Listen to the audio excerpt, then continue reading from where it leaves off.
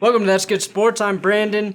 One of the worst things I watched on NFL Sunday Week 2 was this Ravens fan after Baltimore's meltdown against the Dolphins.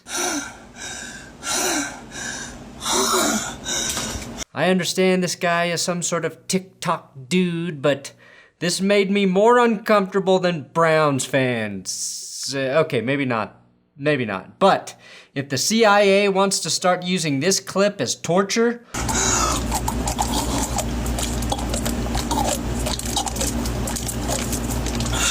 for virtual waterboarding, I think we will get a lot of answers from terrorists quickly. Which fans were most terrorized this weekend? Browns? Ravens? Raiders? Falcons? I don't know, but I do know I love the Lions. Tom Brady is pouting, and it's only week 2. Mike Evans has been suspended, but not Marshawn Lattimore, so we've got a lot to discuss, and the return of the best and worst of NFL Sunday.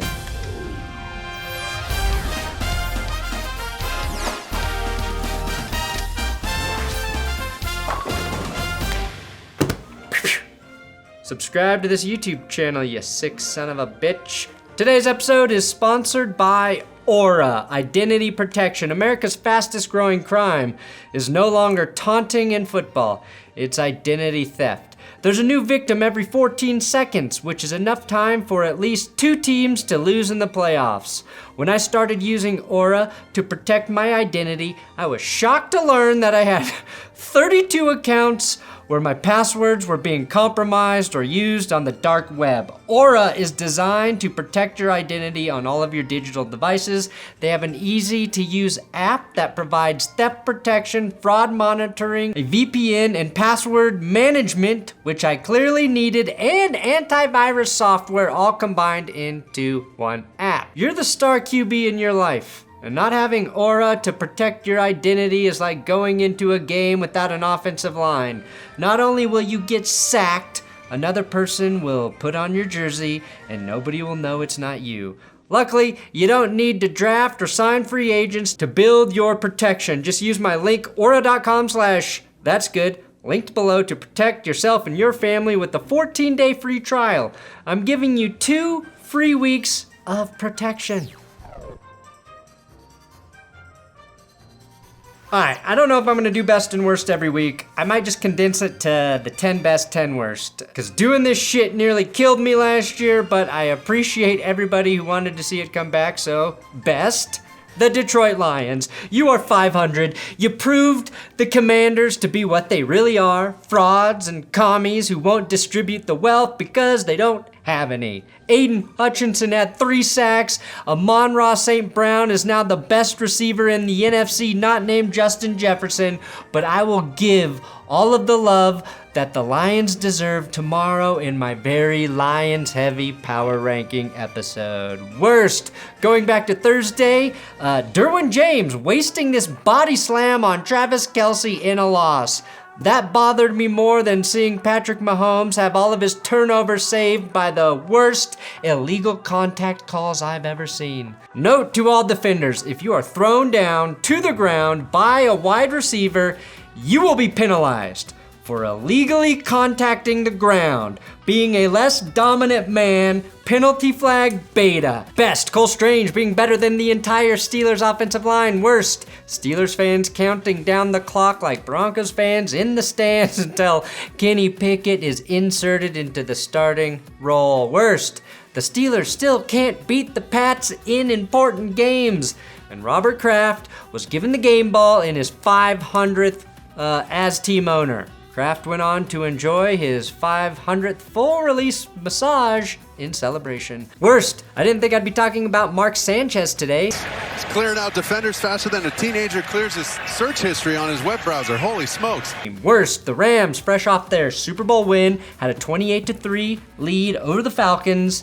And that smug son of a bitch, Jalen Ramsey, ended the Falcons' only chance to date to reverse the 28-3 curse. It's currently the most powerful curse in the NFL, one that has followed Matt Ryan to Indianapolis. Best, the Jaguars, the Jets, and the Lions all got a dub on the same weekend, which hasn't happened in 10 years. Trevor Lawrence was hot, starting the game 8 for 8. He finished with 2 touchdown passes and just 5 incompletions on 30 attempts. Worst, Matt Ryan might have officially fallen off that QB cliff that can happen anytime after the age 36. Matt Ryan has lost a regular season game versus 30 different NFL teams, tying most all time by starting QBs along with Drew Bledsoe, Drew Brees, Brett Favre, Matt Hasselbeck, John Kitna, and Carson Palmer. Very weird list.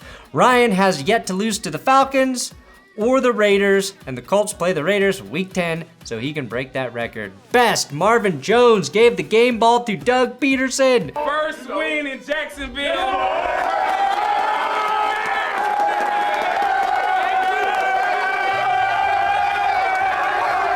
2 weeks in, and the Jaguars players couldn't be happier to have a real, competent head coach in the building. And not just because Urban Meyer was never in the building. Best, Jimmy Garoppolo is back on the field, and he led the 49ers to a decisive win over the Seabirds. Plus, Jimmy G earned an extra $350,000 for playing and winning. Worst, it's all because we saw Trey Lance's ankle snap, like Mike Evans when he sees someone being mean to Tom Brady. Worst, the Bengals' offensive line. Do they still suck? Joe Burrow upgraded his line, and he's been sacked 13 times in 2 weeks. Micah Parsons is on track for Defensive Player of the Year. Jameis Winston has been sacked the second most times this season so far at 10.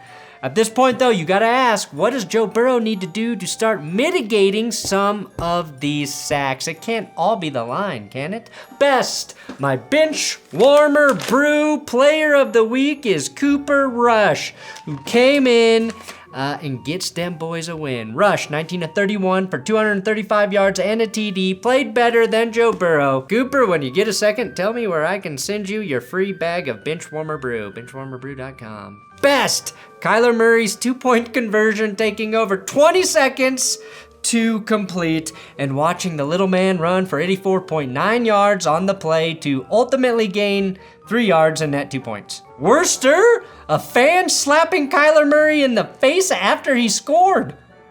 The only thing worse than the Raiders' ability to hold on to a lead was Hunter Renfro's ability to hold on to the football in overtime, letting the Cardinals, who you outplayed all game, claw back in, take the game to OT, then get a stop in OT, only to fumble and recover your fumble, only to fumble again and give the ball to the Cardinals, who win on a scoop and score, is worse than any email John Gruden ever sent.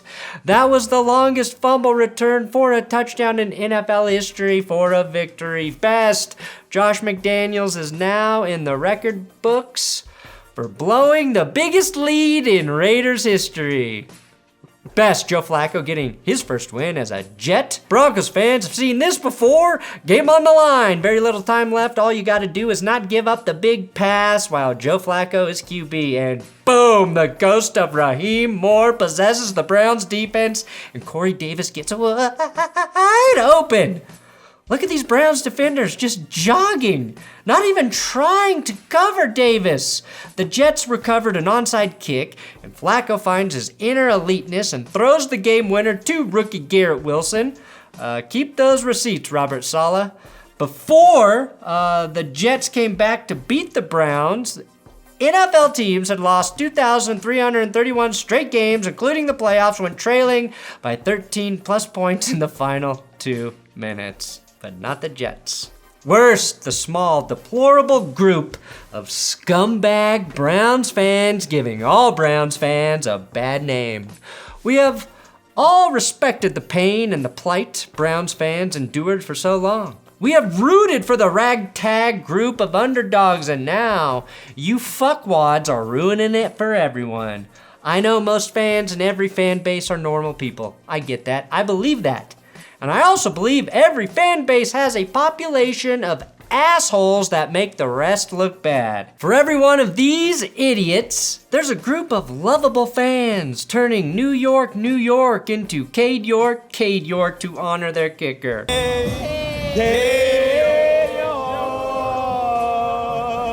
But here's my problem. Look at all of these people just accepting this shit. It's pretty fitting that this guy's name is literally Dirt. Don't mind the flag at the top of the screen. A Browns fan literally took the time to Photoshop Deshaun Watson's head on poor Barry Wood. Rest in peace, good sir. This is where I draw the line. When you disrespect a giant donged man who became worldwide famous during the pandemic to support an accused sexual assault committer. You are low, Browns fans. Low. Worst, the Ravens defense wasted Lamar Jackson's MVP-like performance. It's not often you see a quarterback throw for over 300, including 3 touchdowns, and rush for over 100 with a rushing touchdown, and the team still loses. In fact, I will say without checking, that's the first time that's ever happened. Russell Wilson lost in 2014, had 300 passing yards, over 100 rushing yards, but only threw 2 touchdowns. Best guy. Damn, save some touchdowns for the rest of the season, Miami. Tua, you played your best game, and I am personally happy to see the lefty silence the haters for at least 1 week. 6 passing touchdowns, 4 Tua Tagovailoa, and most importantly, he has the tightest spin move in the game. Washing machines look at this and they're like, damn, that is a tight spin. Tyreek Hill and Jalen Waddle are 1 and 2 in receiving yards right now. I know 4 teams have yet to play this week, but these 2 combined for 4 touchdowns and 361 receiving yards. That's literally more yards than any other team had this week. Of course, with 2 games to go. Worst, every single stat that keeps coming out about how hard it is to lose a game while up by 21 points in the 4th quarter. And out of respect for Ravens fans, I won't say all of them. I'll just show them. Best, the Waddle. Now the dumbest shit I saw this week was NFL doctors telling Jameis Winston that there is no concern for further damage as he played through 4 fractures in his back. Nothing worse can happen, according to this doctor. Hi, everybody. Worst, Jameis Winston has 12 games with 3 interceptions. A record only Jameis Winston has. Worst, 45-year-old Tom Brady throwing this tablet with more precision and velocity than Jameis Winston can throw a deep ball. Tom Brady threw his tablet again. The lesson here, kids, is win a bunch of Super Bowls, because that way you can act like a baby as a grown man and nobody will question your leadership. Imagine if a black quarterback did this. Believe it or not, Tom Brady versus his Microsoft tablet was not the biggest fight in this game between the Saints and Buccaneers. These teams do not like each other, and in particular, Mike Evans and Marshawn Lattimore despise one another. It's the modern day version of Aqib Talib and Michael Crabtree, except not nearly as one-sided or hilarious. Look, Lattimore wasn't actually covering Mike Evans on the play before. Instead, he was draped all over Scotty Miller, doing what Kevin King should have done a couple seasons ago. After the play, Tom Brady and Marshawn Lattimore walk past each other, and Lattimore says something to get Tom riled up. My guess is that Lattimore has been binge-watching Barry McCockiner videos and called him a check-down merchant. Or he told Tom Brady that he's slowly becoming the guy from that painting, The Scream. Or just bragged about how good his marriage was going. I don't know. Leonard Fournette is the first guy to make contact. Then here comes Mike Evans from the sideline to absolutely level Lattimore. Then Marcus May gets involved, and I don't know if I'd want to fuck with Marcus May because he just got arrested for aggravated assault 2 weeks ago. Lattimore and May basically form a Mike Evans sandwich, which Drew Brees is already selling in all of his Jimmy John's stores. It's spicy and contains dangerous amounts of sodium. or salt, as the kids say. So the ref comes in, ejects both Lattimore and Evans, which honestly feels like a fair trade. And from this point on, the Bucs absolutely took over the game and went on a 17-0 run to win. The lesson here is pretty simple. Tom Brady needs his bigger, stronger teammates to do all of the fighting for him. And he won't have Mike Evans for this week's game against the Packers because Evans has been suspended, not Lattimore. So great job at being a leader, Tom. Oh man, you're just fiery, compassionate, competitive. You're all the right things. Thanks for watching the best and worst of NFL Week 2 Sunday edition. Come back tomorrow, Tuesday. I'll have power rankings, and I will also be dropping my second edition of If the NFL Were a Movie for Week 2. I think those videos are pretty good, but I need people to watch them. Oh my God, do I.